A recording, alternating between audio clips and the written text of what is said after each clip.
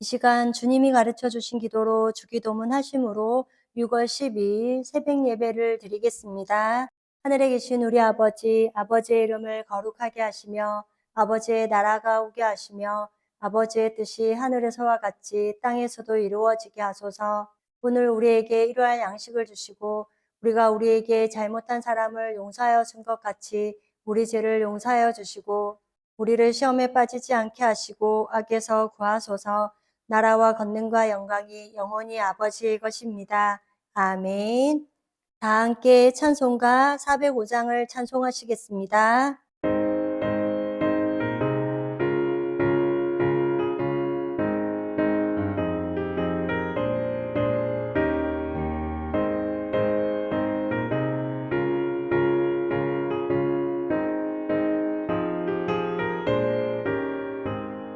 주의 친절한 팔에 안기세 우리 마음이 편안하리니 항상 기쁘고 복이 되겠네 영원하신 팔에 안기세 주의 팔에 그 크신 팔에 안기세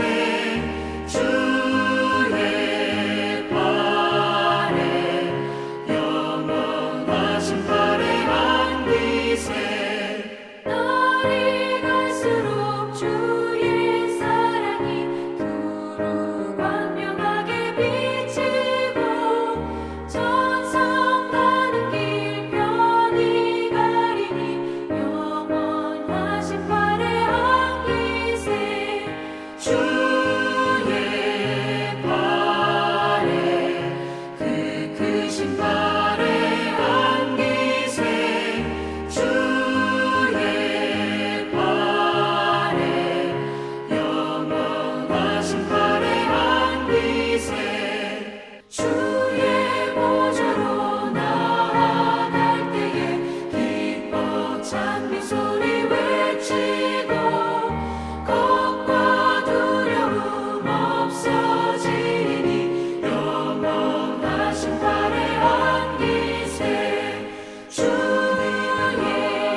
좌에 그 크신 팔에 안기세 주의 좌에 영원하신 팔에 안기세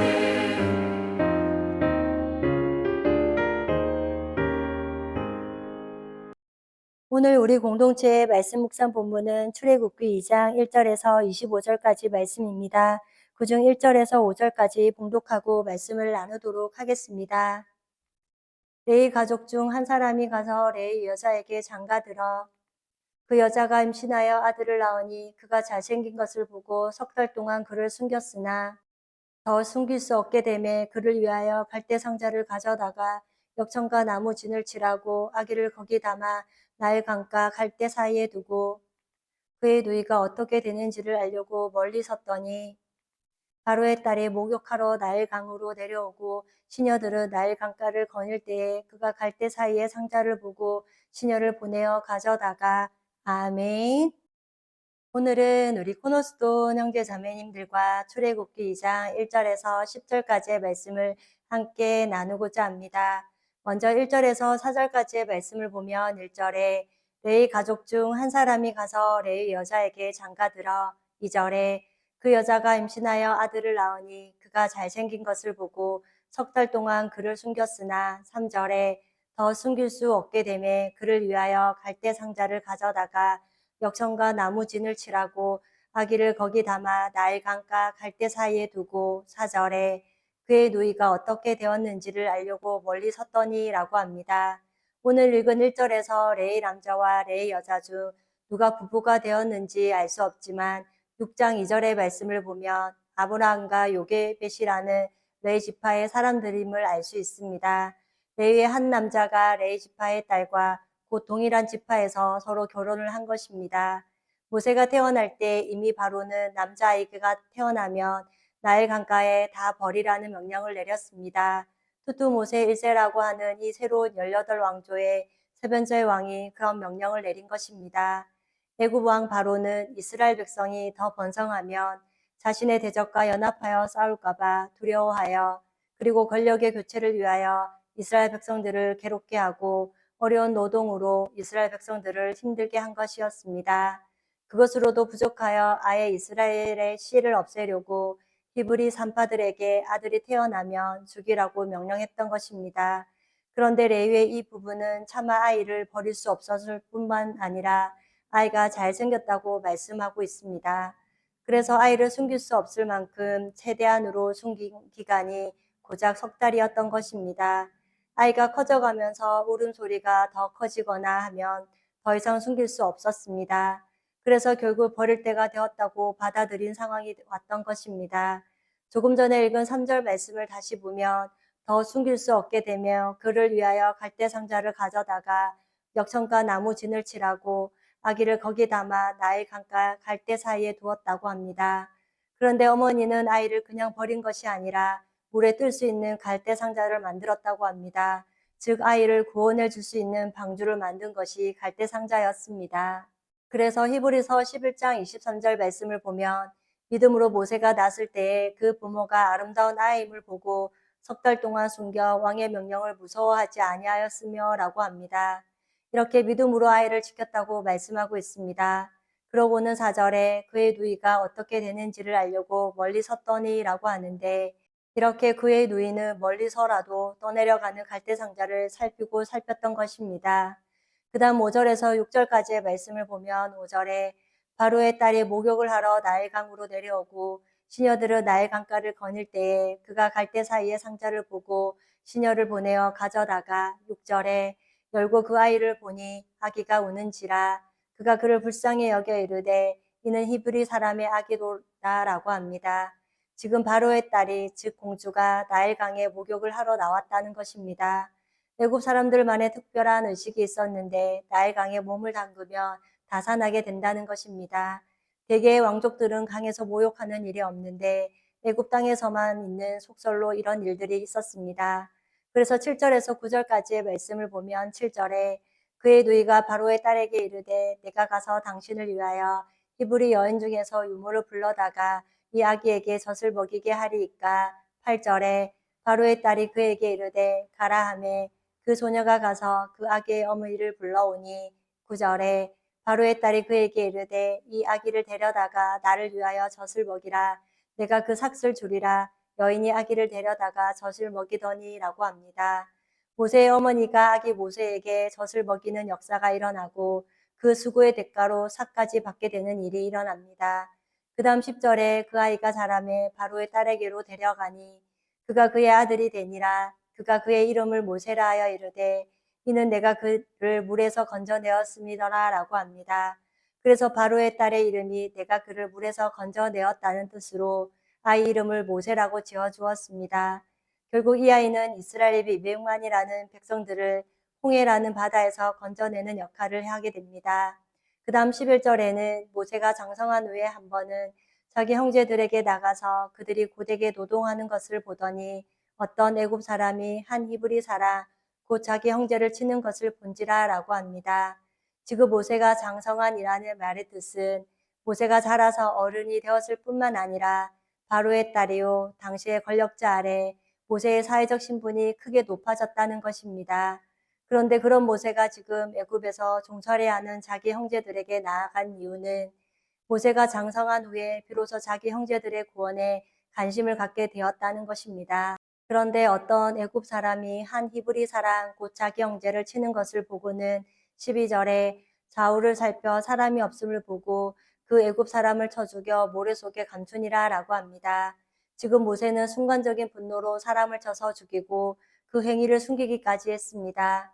그런 다음에 13절에 이튿날 다시 나가니 두 히브리 사람이 서로 싸우는지라 그 잘못한 사람에게 이르되 내가 어찌하여 동포를 치느냐 하매라고 합니다. 모세는 어제 사람을 죽이고는 동포가 사람을 친다고 지금 야단을 치는 모습입니다. 애굽의 왕자로 40년을 살다 보니 누구 앞에서도 지도자의 모습이 드러났던 것입니다. 그런데 14절에 그가 이르되 누가 너를 우리를 다스리는 자와 재판관으로 삼았느냐 내가 애굽 사람을 죽인 것처럼 나도 죽이려느냐. 모세가 두려워하여 이르되 일이 탈로 되었도다라고 합니다. 자기 동포인 히브리 사람만큼은 자신을 따라줄 줄 알았는데 자신의 혈기 때문에 모욕을 당합니다. 그리고 사람을 쳐 죽이고 감추려고 했던 죄까지 드러나는 바람에 모세는 결국 바로의 낯을 피하여 미디안 땅으로 도망가게 됩니다. 그렇게 바로의 낯을 피하여 미디안 땅에 머물던 모세는 오늘날 우물 곁에 앉았다가 그곳에서 미디안 제사장의 딸들을 만나게 됩니다. 그러고는 제사장 딸들의 물깃는 것을 도와주는 계기로 21절에 모세가 그와 동거하기를 기뻐하며 그가 그의 딸 십보라를 모세에게 주었더니 라고 합니다. 22절에 그가 아들을 낳음에 모세가 그의 이름을 게르솜이라 하여 이르되 내가 타국에서 낳은 애가 되었음이라 하였더라 라고 합니다. 모세의 고백은 미디안에서 결혼을 하고 자식까지 낳았지만 이곳은 자신이 영원히 머물 곳이 아니라는 것입니다. 우리도 이 세상에 살지만 이 땅에 영원히 살 사람이 아닙니다. 예수님이 공중으로 오실 때 들림받아 믿는 성도들과 그리고 주님과 더불어 영원히 살 것을 소망하는 사람인 줄 믿습니다. 그 다음 23절에서 25절까지의 말씀을 보면 23절에 여러 해 후에 애굽 왕은 죽었고 이스라엘 자손은 고된 노동으로 말미암아 탄식하며 부르짖으니 그 고된 노동으로 말미암아 부르짖는 소리가 하나님께 상달된지라. 24절에 하나님이 그들의 고통 소리를 들으시고 하나님이 아브라함과 이삭과 야곱에게 세운 그의 언약을 기억하사. 25절에 하나님이 이스라엘 자손을 돌보셨고 하나님이 그들을 기억하셨더라 라고 합니다. 여러 해가 지난 후에 모세를 뒤쫓았던 포악한 내부 왕은 죽고 애굽의 통치 아래 애굽의 고된 노동에 시달리던 이스라엘 자손은 탄식하며 하나님께 부르짖습니다. 그러므로 그들의 고통 소리를 들으신 하나님은 아브라함과 이삭과 야곱에게 세운 언약을 기억하사 이스라엘 자손들을 돌보셨고 그들을 기억하셨다라고 합니다. 이것은 곧 이스라엘의 구원을 위한 출애굽 역사가 시작됨을 알려주는 것입니다. 모세는 태어나서 40년 동안 애굽의 왕자로 살았습니다. 그러다 도망자 신세가 되어서 이후 40년을 미디안 강야에서 양이나 치며 살아갑니다. 그러니 그 40년 동안 혈기의 왕성함과 자신의 의도 내려놓고 그가 얼마나 인내하고 또 얼마나 많은 것을 포기했을까 생각해 보게 됩니다. 그러면서 자신을 돌보시는 하나님의 손길을 경험하며 살아갔을 것입니다. 이스라엘의 구원의 역사에 모세를 사용하시기 위해 하나님은 모세에게 40년의 강야 훈련을 받게 하셨습니다. 그러고는 이스라엘 백성들의 온갖 불평과 원망을 품고 있는 이스라엘 백성들의 출애굽을 이끕니다. 이처럼 우리도 하나님의 돌보심 가운데 하나님의 손이 우리의 인생을 이끌고 가심을 기억할 수 있기를 원합니다. 오늘 말씀을 마무리하면서 바로는 이스라엘의 번성을 막고자 남자아이를 죽이려고 하지만 하나님은 어떻게 해서든 하나님의 백성들을 돌보시고 끝까지 인도해 가시는 모습을 볼 수 있습니다. 이렇게 생명의 역사란 이런 것입니다. 우리의 영혼의 생명을 위하여 날마다 돌보시고 인도하시는 하나님의 손길을 날마다 느낄 수 있기를 원합니다. 그리고 오늘 말씀을 마무리하면서 하나님께서 우리의 인생에도 허락하시는 강야의 훈련이 있다면 그것을 기꺼이 감사함으로 받는 우리 코너스톤 형제 자매님과 제가 되기를 소망합니다. 다 함께 찬송가 384장을 찬송하시겠습니다.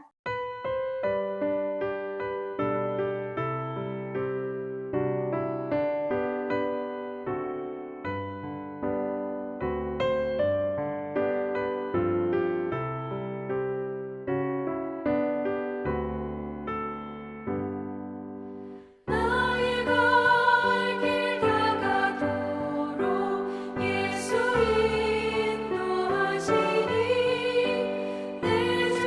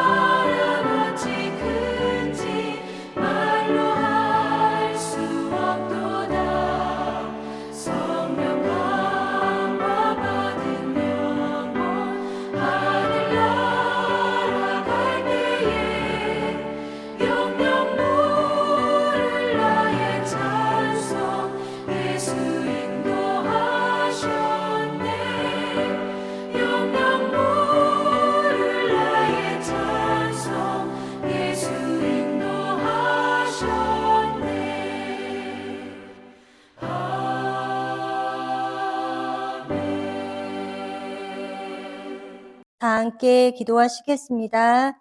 사랑의 하나님, 오늘도 새날을 허락하여 주시고 예배로 하루를 시작해 하시는 은혜를 감사드립니다. 오늘 출애굽기 2장 말씀을 통하여 이스라엘의 번성을 막고자 남자 아기를 주기로 하지만 하나님은 어떻게 해서든 하나님의 백성들을 돌보아 주시고 끝까지 인도해 가시는 모습을 보았습니다. 하나님이 행하시는 일을 우리가 다 이해할 수도 알 수도 없지만 우리의 구원자이신 하나님 아버지께서 우리의 구원과 이스라엘 출애굽을 위하여 오늘 모세를 물에서 건져내어 주시는 구원의 은혜를 감사드립니다. 또한 우리의 고통의 소리를 들으시고 우리를 돌보시고 인도해 가시는 하나님의 손길을 감사합니다. 우리도 우리가 의지하는 것을 내려놓고 하나님을 잊지 않고 언제나 하나님을 기억하며 하나님이 허락하시는 강야의 훈련을 주님과 동행하는 가운데 인내함으로 감사함으로 또한 받을 수 있도록 성령께서 도와주옵소서. 지난 주일 성막과 그리스도, 성막 예수 그리스도라는 제목으로 말씀을 듣게 하시니 감사합니다. 성막을 겉에서만 보면 기둥과 흰 천과 검게 쓰여진 집으로만 보이는 것처럼 세상 사람들이 아는 성막의 기둥 되시는 예수님은 고난을, 그리고 세마포 흰 천은 예수님을 선한 사람, 그리고 검게 씌워진 모습을 보면 아무런 매력이 없어 보이는 예수님이심을 압니다. 그러나 성막의 문을 통해 청색은 우리의 생명 되시는, 그리고 자색은 왕이신 예수님, 또한 홍색은 예수님이 우리의 죄 때문에 고난받으신, 그리고 흰색은 정결한 분임을 성막을 통해 깨닫습니다. 번제단을 통해 우리의 죄가 어떻게 체결되었는지를 깨닫고 그리하여 사망에서 생명으로 옮겨진 인생으로 성소 안으로 들어와 황금의 집에서 풍성함을 누리며 빛과 향기가 있는 집에서 영생을 누리며 예수님의 몸이신 휘장 가운데로 열어놓으신 새로운 살 길을 통하여 지성소로 들어가 주님 다시 오실 때까지 완벽히 우리를 보호하시는 주님 안에 거하는 우리의 삶이 되게 하옵소서. 그리하여 날마다 말씀을 배우고 맡겨주신 사명을 위해 기도함으로 성막 대신 예수 그리스도를 통해 기쁨을 누리는 삶을 살아가는 우리 코너스톤 형제 자매님들이 되게 하옵소서. 오늘도 하늘의 평강과 기쁨을 누림으로 하나님을 높이고 찬양하는 한날이 되기를 기도하오며 우리를 죄에서 구원하여 주신 예수님의 이름으로 기도드립니다. 아멘. 이 시간 합심으로 기도할 제목을 나눕니다. 주일 예배와 목회자의 사역을 위해 우리의 자녀들이 말씀을 사랑하고 말씀을 가까이하며 살아가도록, 그리고 지난 주일 들었던 말씀을 기억하며 교회를 이끌어 가시는 사랑하는 담임 목사님과 목회자들을 위해 소그룹 원들을 위하여 기도해 주시고 이 시간 각자 가지고 계신 기도의 제목을 놓고 기도하시기를 바라며 오늘도 주 안에서 승리하십시오.